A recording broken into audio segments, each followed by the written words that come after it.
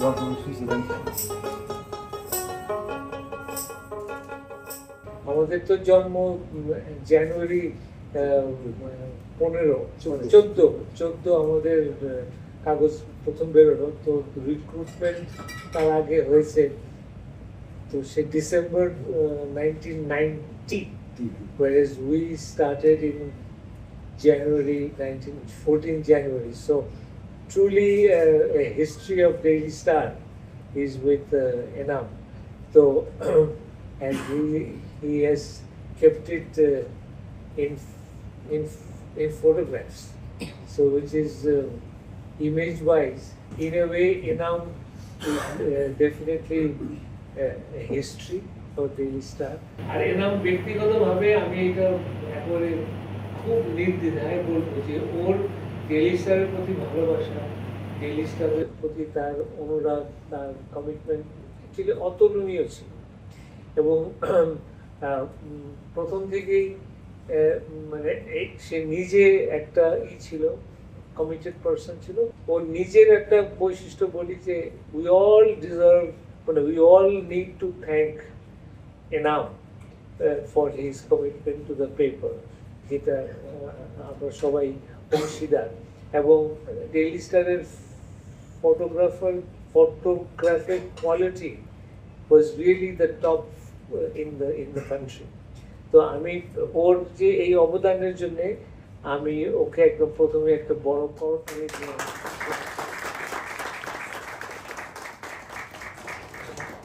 আর আমরা photo journalist সম্বন্ধে একটা জিনিস অনেক সময় হয়তো আমরা বিবেচনা করি না, সেটা হলো কি যে ফটোগ্রাফারের কিন্তু ওই স্পটে থাকতে হয়, ওই মুহূর্তে। আমরা তো ধরো আরেকজনের কাছে শুনে নিলাম বা নিজে থাকলাম, তারপরে একটু দূরে থাকতে পারি, বিকজ দূরে থেকে তো দেখা যায়। বাট একটা ফটো জার্নালিস্ট কিন্তু একদম তার ফোর ফ্রন্টে থাকতে হয়। ওই শটটা, ওই অ্যাঙ্গেলটা, ওই মুহূর্তটা তাকে যদি সে ধরতে পারে, তাহলেই তো ওই ধরনের একটা অসাধারণ ছবি হয়। তো সেটা ডেইলি স্টারের ছবি যদি অসাধারণ হয়, তাহলে এটা আমাদের অটোমেটিক্যালি এসে যায় যে আমাদের ফটোগ্রাফাররা নিষ্ঠার সঙ্গে এবং অনেক সময় অনেক নিয়ে, ডেঞ্জার নিয়ে, অনেক রিস্ক নিয়ে তারা ছবি তুলেছে। আমরা তো বেচারা অনেকবার আহত হয়েছে, মাথা ফেটে গেছে, কি হয়েছে। আমাদের আরেকজন ফটোগ্রাফার তো তোমার ওই হাইকোর্টের দোতলা থেকে পড়ে গেল, জামিল। তো মানে কোনো সময় আমার ফটোগ্রাফাররা একদম স্পটের সবচেয়ে অ্যাডভান্টেজিয়াস জায়গা থেকে ছবি তুলেছে, যার জন্য তারা নিজেদের শারীরিক রিস্ক নিয়েছে, মাঝে মাঝে প্রাণের রিস্ক নিয়েছে। তো এটা কিন্তু একটা বিরাট মানে একটা ওদের একটা বৈশিষ্ট্য, যেটা অন্য জায়গায় এটা নাই। যতই আমরা পরিশ্রম করি, বাট লাইফের রিস্ক একটা ফটোগ্রাফার সবসময় নেয়। এবং যেহেতু আমাদের দেশে এই আন্দোলনের একটা ইতিহাস এবং ক্ল্যাশ হয় পুলিশের, এই যে লেটেস্ট যেটা আমাদের এই জুলাইয়ের ঘটনার যে ছবিগুলো, যেটা আমরা এক্সিবিশন করছি, কাগজে ছেপেছি, কি কি অসাধারণ ছবি এবং কোথায় গিয়ে তারা ছবিগুলো নিয়েছে। সো এটা একটা বিরাট, আমি কালেকটিভলি আমার ডেইলি স্টারের ফটোগ্রাফার টিমকে আমি করছি, অভিবাদন জানাচ্ছি। So together we should be very proud of our photographic team, and we should be very grateful to them for the contribution they have made to journalism. And on the other hand, as a person, Sheikh Enam was always extremely pleasant. আমি অত আমার কোনো নাই, memory নাই যে সে একটা good ব্যবহার করছে কারোর সঙ্গে, এবং ওর ভাষা, ও কোনো কলিগকে একটা হেয় করে কথা বলতে আমি শুনি নাই কখনো। So he was able to inspire his team without being rude or rough, আর he was really truly devoted to the Daily Star. তো আমি ওকে অনেক, এবং আমাকে স্নেহ করি অনেক, বয়সে আমার অনেক ছোট, কিন্তু মানে কাগজের প্রতি তার অনুরাগ সবসময়, মানে যাই যেখানেই ঘটনা ঘটুক, জয়টার সময় প্রয়োজন হোক, হি নেভার হেজিটেটেড।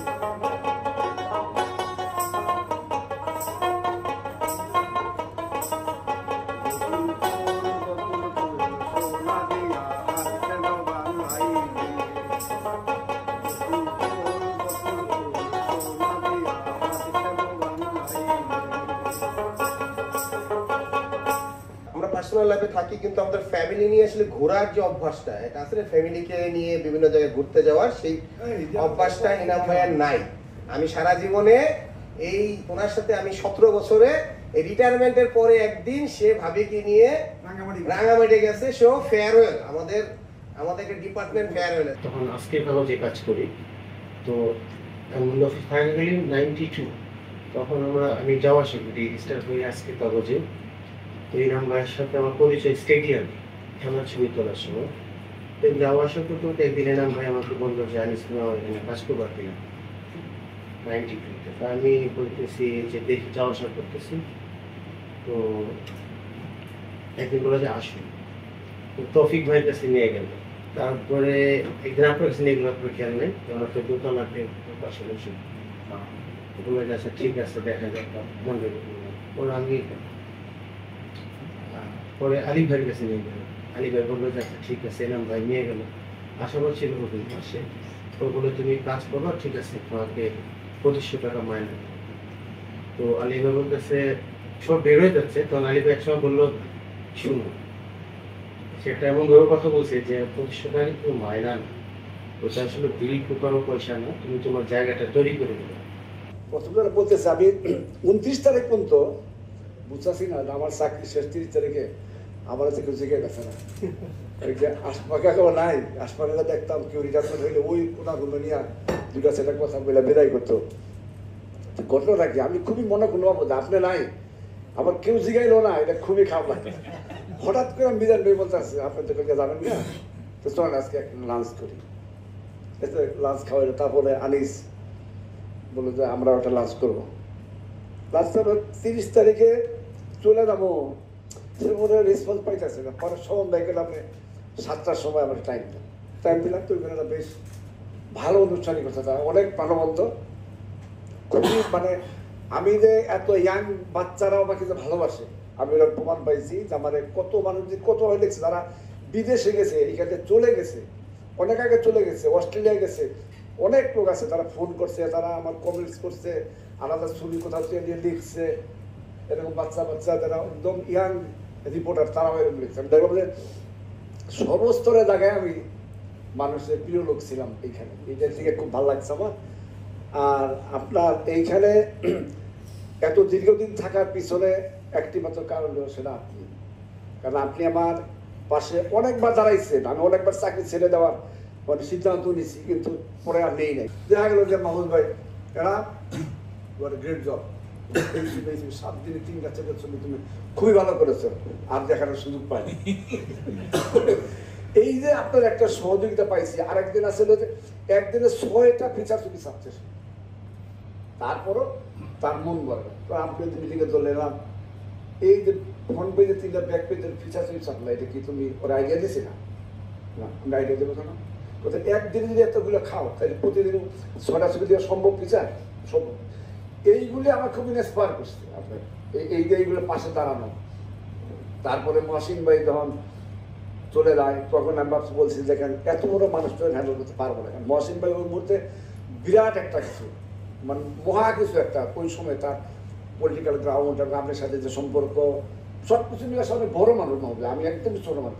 আপনি বলে জানালাম তুমি এটা ভাই বই না, এটা আমি টেক করবো, আমি সব কি করবো, মিট আপ করবো, তুমি তোমাকে চেয়ে ফটো করতে হবে।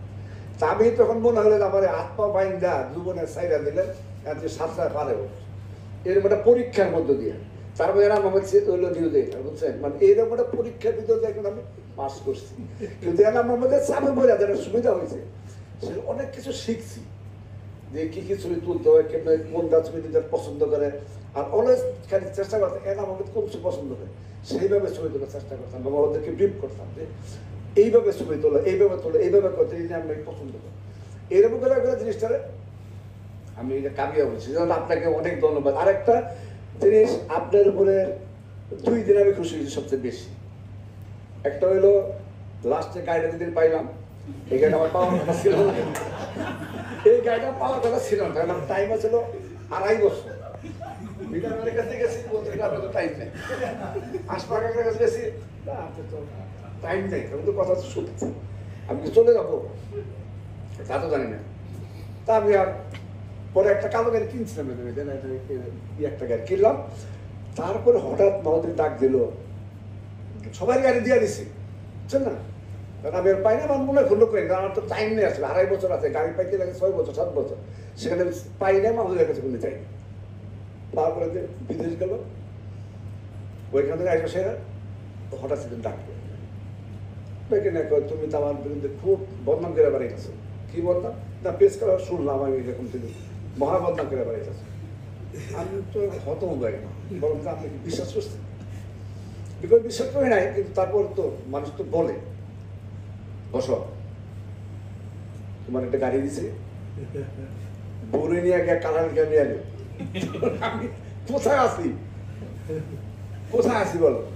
এই একটা ঘটনা। আর একটা কথা, লাস্ট গত বছর তার আগে মহসিন ভাইয়ের মেয়ের বিয়ে গেলাম, যে মাহমুদ ভাই দেখেন মানুষের সাথে সুসম্পর্কটা কিভাবে সে রাখে। মহসিন ভাই চলে গেছে 20 বছর আগে, 2003 না চাইলে গেছে, তার বিয়ে মেয়ের বিয়ের দাওয়াত দিছে তারে, কিন্তু সে তারা না করছে, আমি যাবো না বিয়ে, তুমি আজকে দাওয়াত দিয়েছে, কালকে তোমার মেয়ের বিয়ে, আমি আমার কিন্তু সময় আছে আমি যাবো, এই কথা শেয়ার করছে আমার লাগে।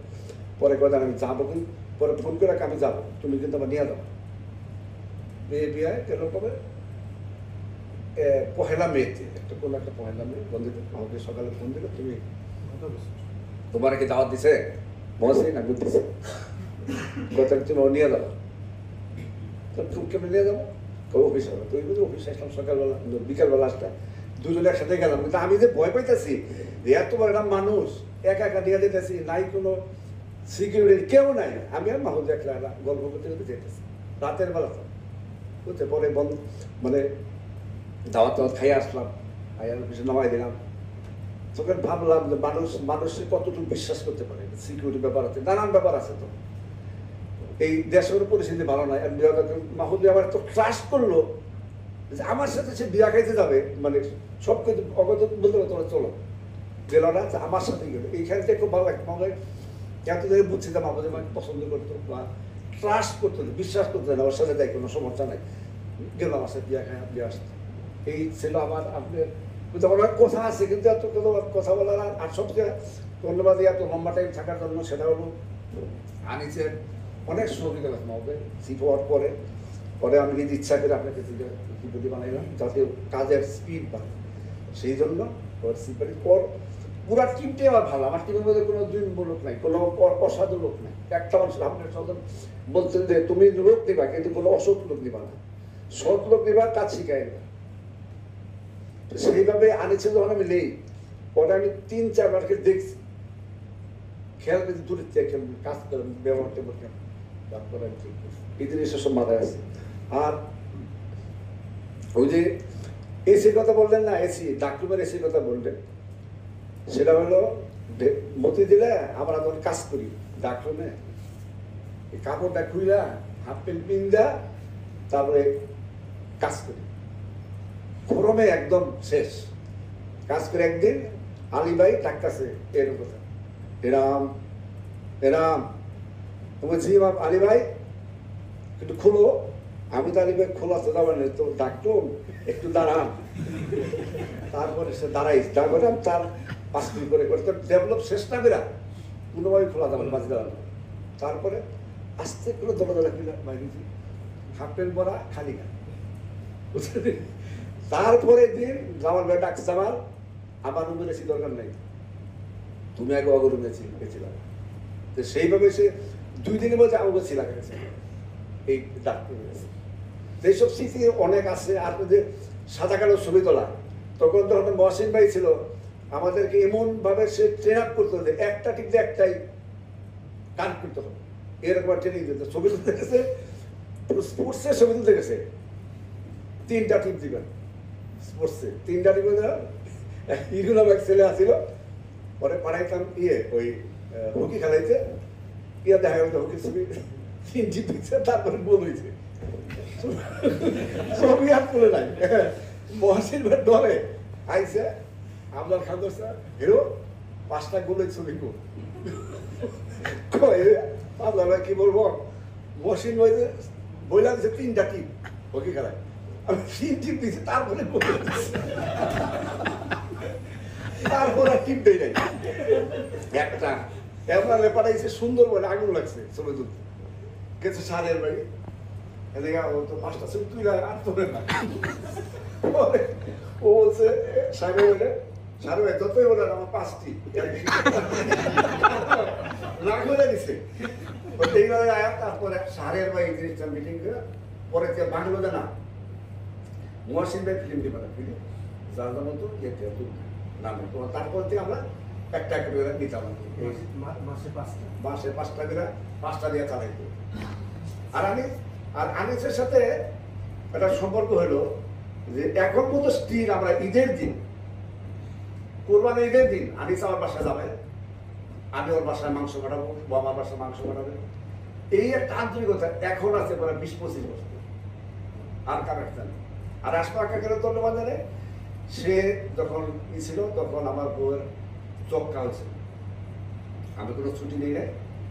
হঠাৎ একদিন মাহবুবের সাথে আমার তার সাথে দেখা, মাহবুব ভাই বললো যে মাহবুব ভাই সেখানে বউয়ের চক্কা হয়েছে, 2 বছর থাকে ছুটি দিছে না, তুমি এক্ষুনি 1 মাস অফিস আইব, মাহবুব ভাই খারাপ ছুটি দেবে, 1 মাসের বাইলাম না। আর আশফাক কাকা হলো একটি লোক মাত্র, উনি আমার বাসায় গেছিলেন আমার বউ দেখতে। এই আন্তরিকতা ধন্যবাদ যে ভাই, সবাইকে ধন্যবাদ। আমি অনেক মানুষের অনেক কথা বলছি, সবার সাথে কাজ করছি, ভুল ত্রুটি হইতে পারে। আমি নিজের চেয়ে এখনো ঝগড়াঝাড়ি করি নাই, করলেও কেউ মনে রাখেন না। মানে আমি চেষ্টা করছি, আমার ভিতরে একটা জিনিস ছিল আমি সবাই খুশি করি, আমি কোনোদিন না করি।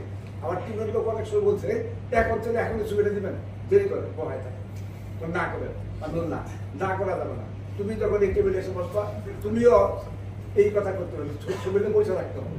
সো না কি জিনিস আমি কই না। মাহমুদ ভাই আরেকটা ধন্যবাদ জানিস, যেটা মালিক এডিটর, সে আমাকে কোনো চাপায় দেয় এলাম বিকাল আমার বাসায় আসবো, এই কথা কখনো বলবো।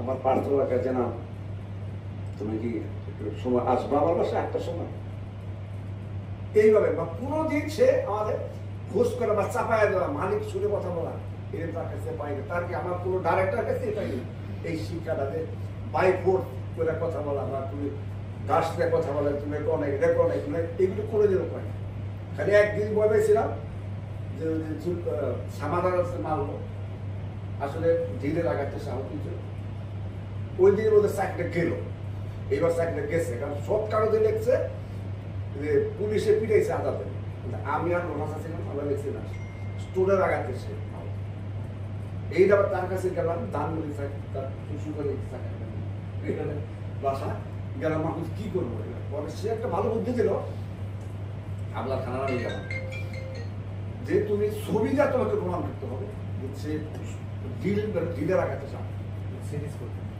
হ্যাঁ এটা তো তারপরে কতগুলা সিরিজ মানে ডিল আসতেছে তারপরে পরে যেতেছে সব একটা ফটোগ্রাফার আছে আসাদ খাড়া রয়েছে ক্যামেরা নিয়ে একটা পুলিশ দ্বারা এসে চিনকার নিয়ে কোনো মুভমেন্ট নেই কোনো দেড় লাইয়ে পড়লো টাস্টে পড়লো তারপরে সুবিধা আমার এখানে চার করুন সাইডটা এটা কি বলে উত্তর দেয় আর কি প্রমাণ করছে হ্যাঁ উত্তর দিছি যে আমরা দেখেন এই ছবিতেই প্রমাণ করে যে no activities by the police